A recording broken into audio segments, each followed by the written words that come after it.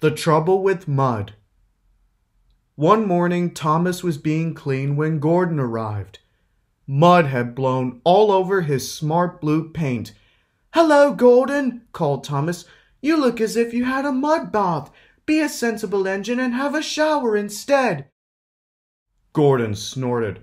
"I haven't time to dawdle over my appearance like fussy tank engines do." The wind blew stronger.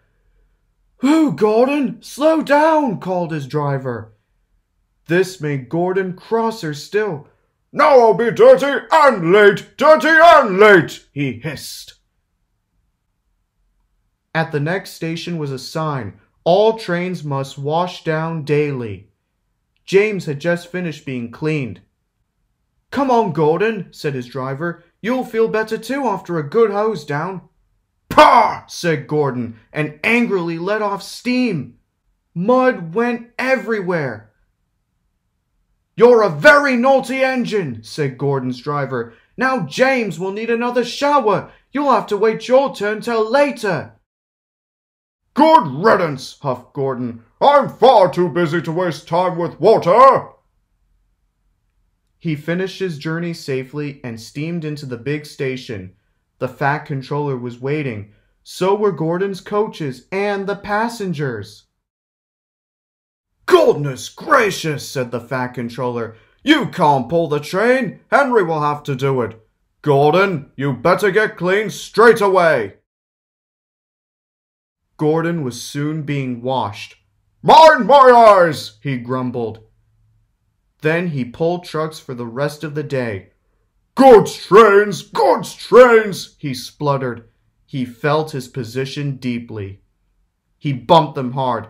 "That's for you, and you, and you!" "Trucks will be trucks," laughed James. "They won't with me," snorted Gordon. "I'll teach them." James got ready to take the express when Gordon returned. "Be careful," warned Gordon. "The hills are slippery. You may need help." "I don't need help on hills," replied James huffily. "Gordon thinks he knows everything." Earlier, a storm had swept Gordon's hill, blowing leaves onto the tracks, making them slippery. Even though the storm had passed, the hill was still difficult to climb. James knew this. The signal showed clear, and James began to go faster. "I'll do it," he puffed. Halfway up, he was not so sure. I must do it, but his wheels slipped on the leaves. He couldn't pull the train at all. "Help! Help!" whistled James. His wheels were turning forwards, but the heavy coaches pulled him backwards.